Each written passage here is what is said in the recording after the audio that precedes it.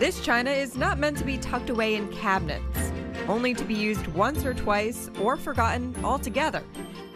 Instead, it's being turned into candles or serving trays, even bird feeders.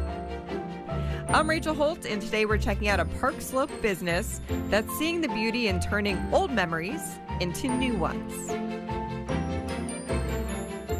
Shelves lined with delicate fine china.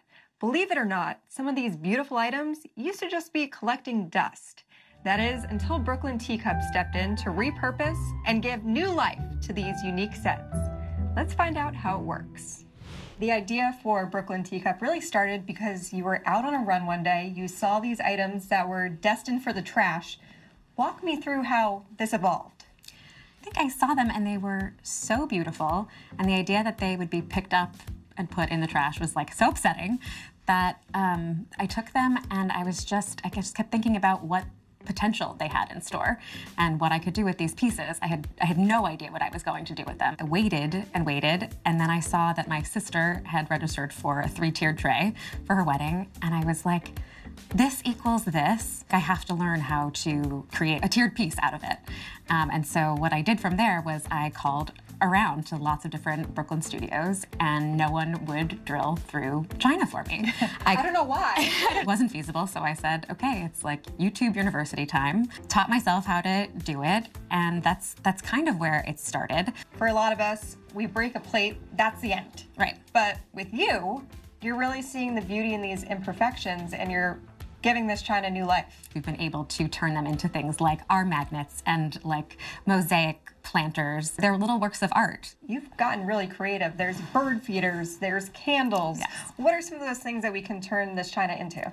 So this has been like a really organic process. We started with the 3-tiered tray because that's what I saw on my sister's registry. We have gravy boats, we have bone plates, sugar bowls, and those are also pieces that folks don't know what to do with. Our favorite thing is to turn gravy boats into candles, and we work with a lovely local candle company. We love just the idea of upcycling and repurposing no matter what. What are some of those memorable projects that stick out to you?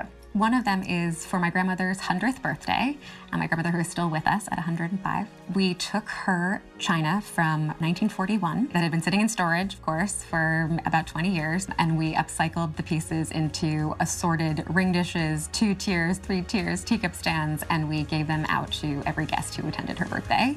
And so it was like everyone got to walk away with a little piece of Ruth, with a little piece of Granny. Another great story, this young woman came to us and she had just lost her parents, and her mother loved china, and she had a very fond association with the pieces and some of one of the platters in particular that her mother liked to use. And we were able to mix it with a dinner plate and a smaller saucer, and it just made that whole piece something that she will now use as a centerpiece in her home. What is the process like of creating one of your 3-tiered trays, from picking out the plates to putting it all together?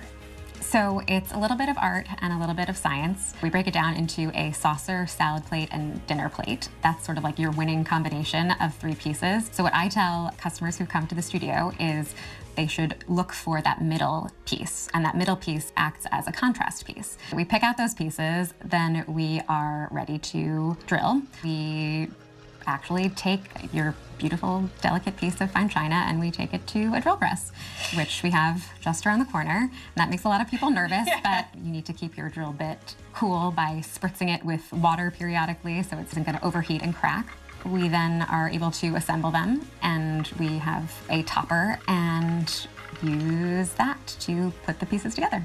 A lot of people associate china with a holiday or special occasions or something that you don't really touch other than one day a year, but it sounds like you're really wanting people to think about it differently. Right, so I like to say that our mantra is ditch the rules, keep the china. And that is, you don't have to use these pieces and reserve them just for special occasions. You should use them every day. Live every day as if it's a fine china day. I love it. Exactly.